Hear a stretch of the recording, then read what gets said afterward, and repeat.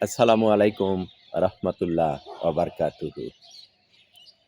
আল্লাহ তাআলা নামাজ পড়ার সময় আমাদেরকে সর্বোচ্চ মনোযোগী হওয়ার জন্য তাগিদ দিয়েছেন। নামাজ পড়ার সময় তোমরা এমনভাবে দণ্ডায়মান হবে, তোমরা মনে মনে ভাবতে থাকবে, মনে মনে চিন্তা ভাবনা করবে যে কাবা এবং আমার নামাজ পড়ার জায়গা, এর মাঝখানে আল্লাহ তাআলা স্বয়ং দাঁড়ায় আমার নামাজ দেখতেছে এবং আমার দুই পাশে, ডান পাশে এবং বাম পাশে দুটি ফেরেশতা দণ্ডায়মান আছে এবং আমি নিজে দণ্ডায়মান আছি যেখানে দাঁড়ায় নামাজ পড়তেছি। আমি যেন ফুলচিরাতের পুলের ওপর দাঁড়ায় নামাজ পড়তেছি। একটু অমনোযোগী হলে আমি এখান থেকে বিচ্যুতি হয়ে যাব। এরকম মনোভাব নিয়ে আমাদেরকে নামাজ পড়তে হবে।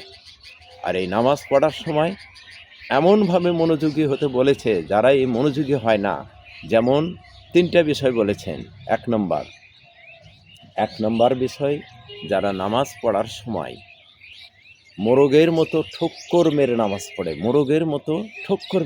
পড়ে, খুব দ্রুত বেগে নামাজ পড়ে, রুকু সেজদা এত দ্রুত দেন যে ফেরেশতারা তাদের এই বিষয়ে লেখার পর্যন্ত সময় পান না।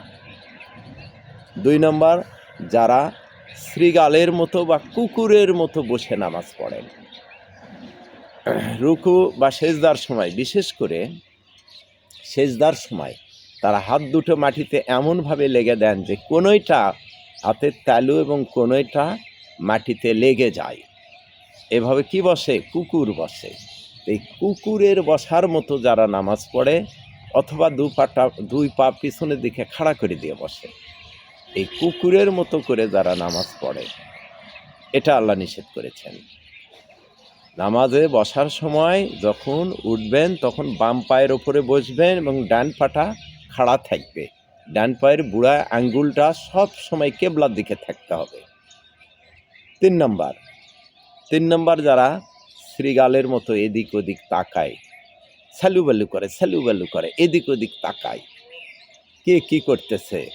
এমনকি অনেকে দেখা যায় নামাজ পড়ার সময় নামাজের পশ্চিম দেওয়ালে তাকায়, মনে হচ্ছে দেওয়ালে কি যেন ওরা পড়তেছে, কিন্তু আসলে তাকানোর জায়গা কোথায়? নামাজে দাঁড়ায়া তাকানোর জায়গা হলো আমরা যে জায়গায় সেজদা দেই সেই জায়গায় তাকাতে হবে।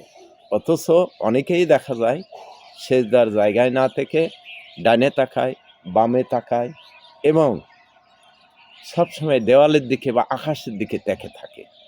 আল্লাহ এটা পছন্দ করেন না এবং এইভাবে তাকালে নামাজই হবে না, তাদের নামাজই হবে না।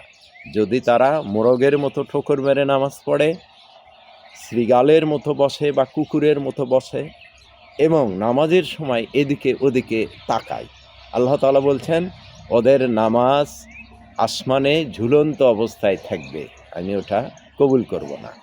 অতএব আমরা যেন নামাজ পড়ার সময় সঠিকভাবে এবং খুব সতর্কতার সহিত নামাজ পড়ি। আল্লাহ তাআলা যেন আমাদের সকলকে এভাবে নামাজ পড়ার তৌফিক দান করেন।